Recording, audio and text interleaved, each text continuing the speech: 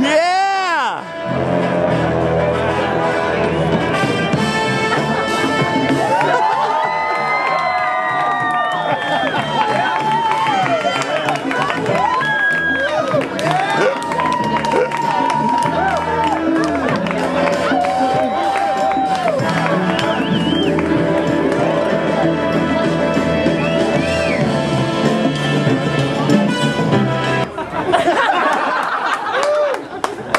Hear ye! Hear ye!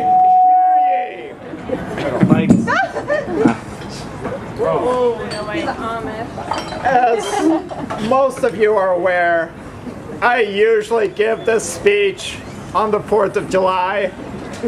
This year I did not. In the days following the 4th, many of you came up to me and asked me, Nilz, why didn't you give your speech?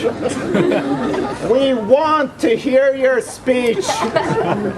We need your speech. And I feel your pain. But the truth is, I was not here on the 4th of July. I was down in the Gulf Coast cleaning oil off endangered sea turtles. You may be asking yourself, why, Nilz? Why? An oil spill is a dangerous place.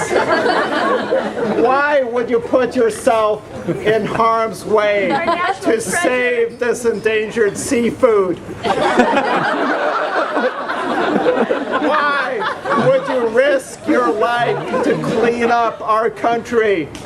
A country, after all, that you, Nilz, were not even born in.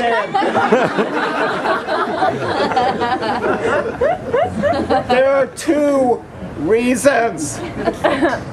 The first reason, like the chairman of BP, Karl-Henrik Svanberg, a fellow native of Sweden, I too care about the small people. Secondly, and more important, I remain convinced, despite all the challenges this country faces, activist judges, Shirley Sherrod, Russian spies. Despite all of that, I remain convinced that America is the greatest country on the face of the earth. USA! How do I know this, you may ask? I know this because in the past year, I have been spending time with members of the Tea Party movement. And they have been educating me as an immigrant about our founding fathers and our Constitution.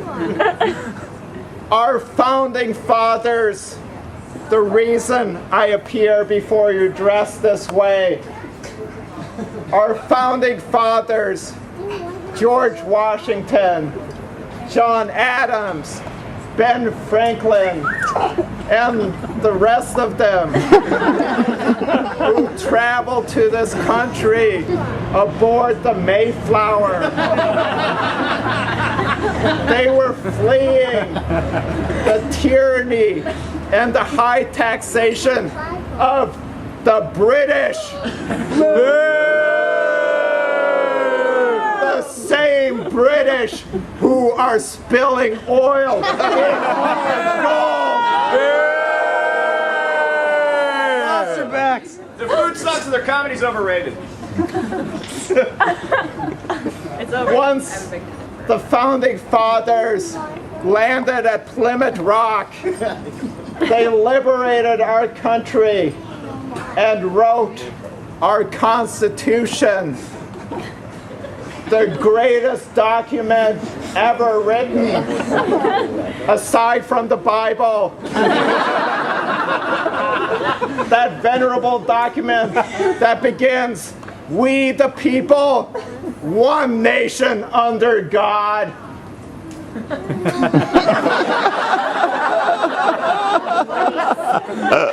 The Constitution, which entitles all Americans to certain rights and liberties, the freedom from taxation, the individual right to bear handguns, the right to life,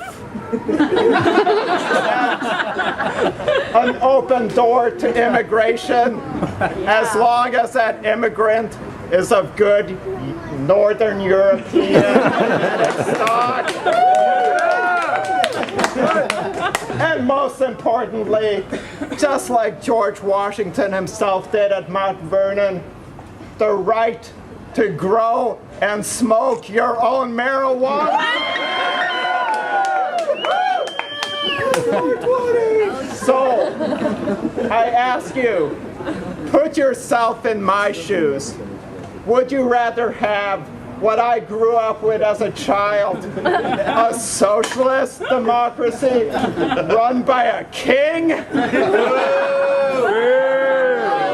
do you want government for the people and by the people? Which people? Yes, George Washington chopped down that cherry tree so that one day a young Swedish immigrant would have the freedom to come to these shores and start his own small business, pushing an apple cart on the streets of New York, yelling out, "Apples!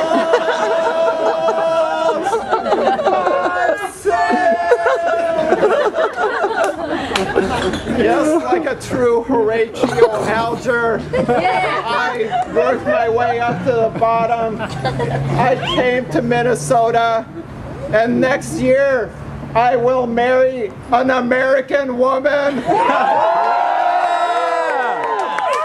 I'm finally earning my green card.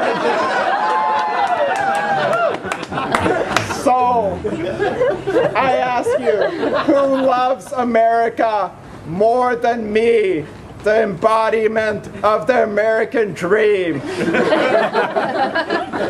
And now I ask you all to join me in honor of my American dream and in honor of our friend Carl Wiedoff, who could not be with us today, to turn and face the American flag and recite the Pledge of Allegiance.